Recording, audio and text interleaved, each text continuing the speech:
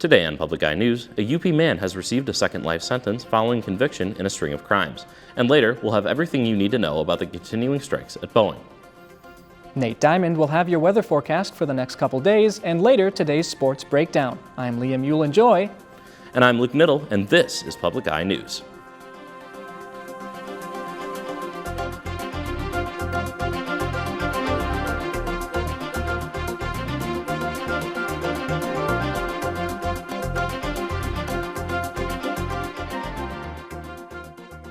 A Caspian man has been sentenced to a second life sentence in prison. Caleb Anderson, 25, was already serving life in prison without possibility of parole before the trial for a murder Anderson committed in Green Bay began. Authorities say Anderson's crime spree began on August 1, 2022, where he assaulted an 18-year-old female jogger in the UP. Anderson then drove down to Green Bay, where he murdered 65-year-old Patrick Ernst before then driving to Alabama in Ernst's car and killing 50-year-old Dwight Dixon. During an interview with police, Anderson told them that he, quote, always wanted to kill somebody, end quote. Anderson was also convicted of burglary and claimed to prosecutors to have set a church on fire in Alabama, though he couldn't tell police where the church was located. And a Houghton-based mineral processing company has been awarded $355 million from the Department of Energy. Revex Technologies will receive the funding to boost domestic production of advanced batteries and materials in Michigan. Revex has also received another $50 million from the Make It in Michigan Competitiveness Fund for the same purpose. Revex will use the funds to funnel high-end batteries to auto workers and manufacturers to help continue the production of vehicles in Michigan. The support of the state comes from a 2021 bipartisan infrastructure law that Senators Gary Peters and Debbie Stabenow helped enact. The money hopes to continue Michigan's large stake in automotive production, as the state accounted for over 20% of all U.S. auto production in 2022 and contributed $304 billion to the state economy. Today, U.S. Representative Jack Bergman introduced the School Resource Officer Funding Protection Act with original co-sponsors Bill Huizenga and Lisa McClain. Representative Bergman said, quote, children can't be sitting ducks, unprotected from evil intruders due to budget cuts. My bill will ensure that states maintain a sufficient budget for school resource officers and related programs because our children deserve to feel safe and be protected, end quote. The bill's provisions require states to maintain funding for school resource officer programs at or above the amount spent in their previous fiscal year. Unless a waiver has been granted by the Department of Education, non-compliant states will be ineligible for full federal aid for elementary and secondary education. And the Michigan Department of Agriculture and Rural Development is now accepting applications on the latest round of Underserved, Value-Added, and Regional Food Systems grant program. The grants will be focused on supporting the state's agri-food business and farming operations. It aims to support value-added agricultural production and processing, develop food systems, improve healthy food access, and expand underserved business development. The maximum grant award eligible is $100,000 per proposal. Those proposals must be received by 5 p.m. on October 20th. The department will host an informational webinar on October 15th from 10 a.m. to 11:30 a.m. via Microsoft Teams. Details for that meeting can be found on the michigan.gov website. And nearing Election Day, the political climate heats up, even within communities and amongst neighbors. In Minnesota, residents have noticed theft of political yard signs. WCCO's David Schumann has more. Take a look. These two men support different political parties, different candidates, but they sure agree on plenty. I think it's important that people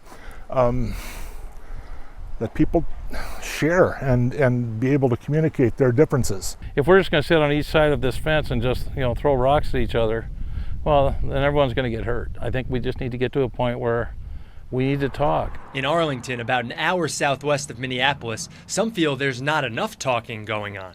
At least 3 people in town have had campaign yard signs stolen recently, including Tony Nerud. Arlington's chief of police says it's happened to both political parties.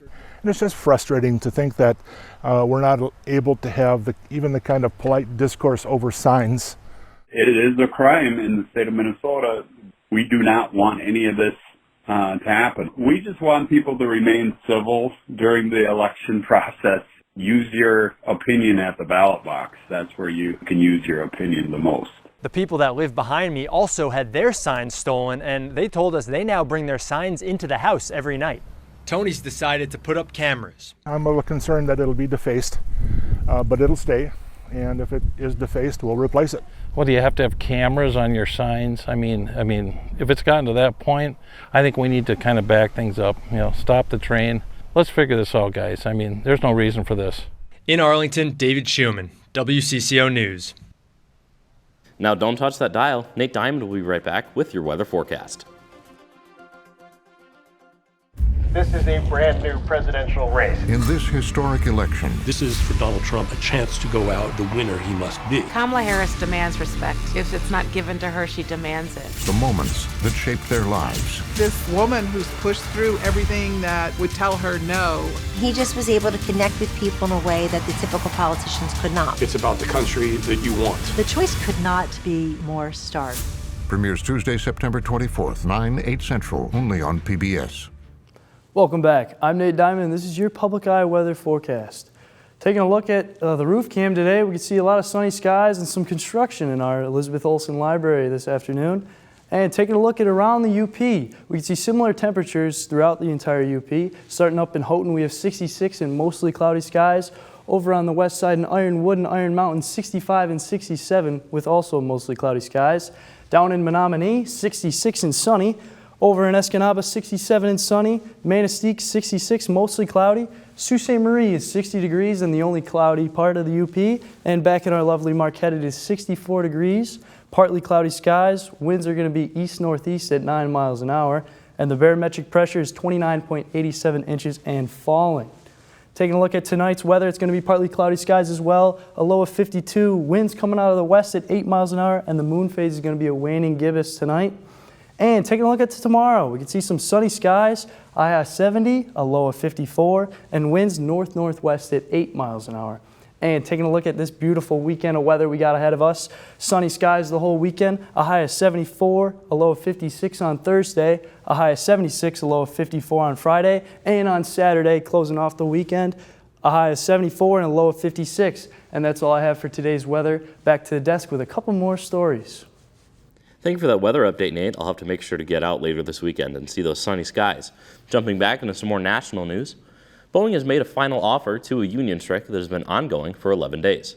Boeing is offering a 30% pay increase over 4 years, along with bonuses, but still doesn't meet the union's demand of a 40% increase over 3 years. The union was also upset at the fact that Boeing made the offer public without first negotiating with bargainers. The workers' union, made up of 33,000 members, said the offer was not good enough and there won't be a ratification before Boeing's set deadline of the end of the week.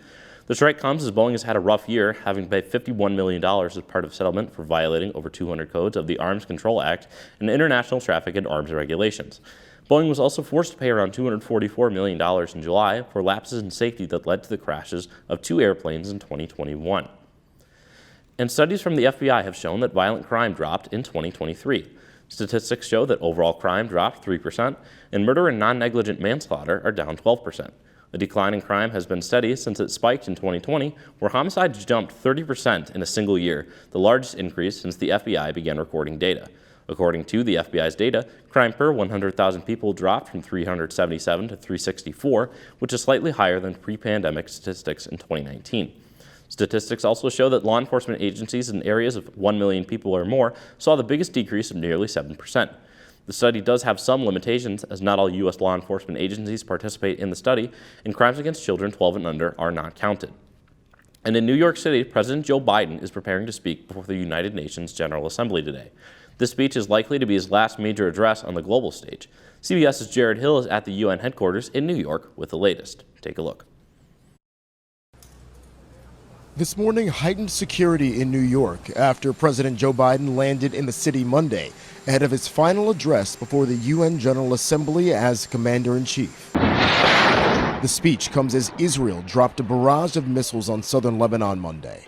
Nearly 500 killed, including dozens of women and children, according to Lebanese officials. But Israel says each target was a location used for storing Hezbollah weapons. The U.S. designated terror group has escalated attacks on Israel in solidarity with Hamas since the October 7th attacks. It placed rockets in your living rooms and missiles in your garage.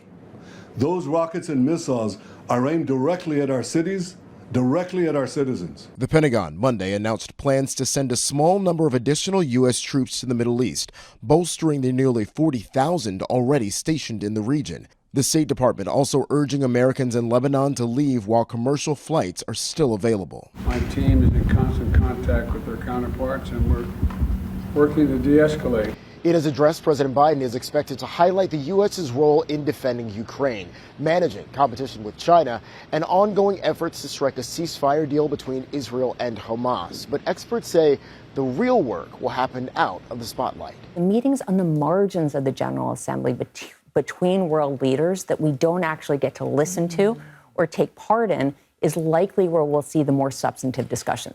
But little hope much here will move the needle. Jared Hill, CBS News.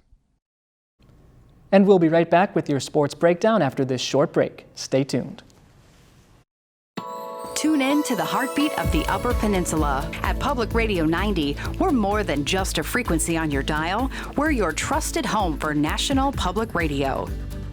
Let our diverse blend of music be the soundtrack to your day. Public Radio 90, where community comes alive. Tune in and let your imagination soar. Don't miss Weekday with Hans Ahlstrom, Monday through Friday from 3 to 4. You're listening to member-supported Public Radio 90, WNMU FM. Welcome back. Once again, I'm Nate Diamond, and this is your Public Eye Sports Report. The NMU women's golf team placed 6th in the first round of the Warrior Invitational yesterday. The event was hosted by Wayne State, who placed first in the first round. Coming in at 16th place, Maddie Martins excelled for the Wildcats on the course with 8 pars, the second most on the team. Abby Pietala and Peyton Dubé recorded rounds of 83, tying for 25th individually. 49th ranked Peyton Donnelly will compete on the greens this week as an individual. The second round is happening today, and live scoring can be found on NMU's athletic website. Keeping it in NMU sports, our very own Megan Meyer, senior middle blocker for the women's volleyball team, has earned herself the title of GLIAC Defensive Player of the Week. Over the weekend, Meyer assisted the Wildcats in 2 wins over Parkside and Purdue Northwest, padding her stats with 9 blocks over the weekend, 5 of them being solo blocks. During their match against Parkside, Meyer got herself a season-high record with 6 blocked attacks, almost tying her career high. Women's volleyball coach Mike Lozier mentioned that Meyer has been focusing a lot on her blocking this year and was very pleased with the way Meyer's practice carried over into the weekend. And closing things out on the diamond, the Tigers host the Rays at home this afternoon and open up a 3-game series. Tarek Skubal earned the start in today's afternoon game, hoping to preserve the Tigers' wildcard spot. This is the first game the Tigers will play since adding top pitching prospect Jackson Jobe to their roster after calling him up from the AAA Toledo Mud Hens. Jobe was a 3rd overall draft pick in 2021 and has been ranked as the 6th prospect in baseball. Spending most of the summer on the mound for the Erie Seawolves, Jobe had a 2.36 ERA to his name in the minor leagues. Following this series with the Rays, the White Sox will head to Detroit to close out the regular season at Comerica Park this weekend. And that is all I have with your sports report. Back to the desk with a couple more stories. Well, thank you for that sports breakdown, Nate. And I have to say we have some exciting developments to share because the Tigers have just minutes ago triumphed 2-1 in today's game. So how about those Tigers, Luke? How about them Tigers indeed? It was a great game, ever closer to a playoff spot that they want so badly. You gotta love to see it. And I understand you have a couple more stories for us. I certainly do, starting with this. Northern Michigan University students Aaron O'Toole and Elijah Crusher have started a new radio series about the history of Upper Peninsula. Each episode of the new UP History Moment series will air at 8:30 a.m. Wednesdays and replay at 5:35 p.m. Sundays. And a lone bull that escaped from a Massachusetts rodeo has been caught after a long highway chase. It was one of 8 bulls to escape. It trotted near several businesses and through the woods before being caught by a local pet recovery group in conjunction with the police. I have to say, I'm glad that didn't happen here, Luke. You know, I'm glad too. You don't see too many highway chases with a bull involved. Certainly not. The most would be like a dog or cat. And with that, we were out of time here today. I'm Luke Niddle. And I'm Liam Eulenjoy. And we'll see you tomorrow.